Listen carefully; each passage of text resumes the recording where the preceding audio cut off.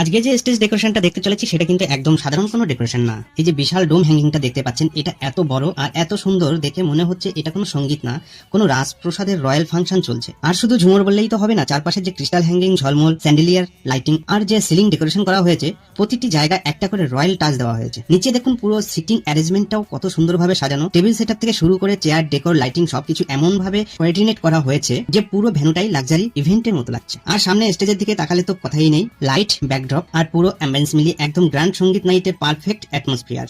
সত্যি বলতে সবথেকে ইন্টারেস্টিং ব্যাপার হলো এখানে ডেকোরেশন শুধু বড় করা হয়নি, প্রতিটা এলিমেন্ট এর প্লেসমেন্ট, লাইটিং আর কালার কম্বিনেশনের দিকেও যথেষ্ট অ্যাট্রাকশন দেওয়া হয়েছে। এই ধরনের গ্র্যান্ড ডেকোরেশনই একটা সাধারণ ভেন্যুকে কমপ্লিটলি ট্রান্সফর্ম করে দিতে পারে। এক কথায় বললে grand setup, royal ambience, luxury lighting, crystal elegance আর পুরো সঙ্গীত নাইটের জন্য একদম ওয়াও ফ্যাক্টর। আপনারা ভিডিওটা শেষ পর্যন্ত দেখুন, কারণ পুরো ডেকোরেশন দেখলে বুঝবেন একটা ভেন্যুকে কতটা গ্র্যান্ড করে তোলা যায়।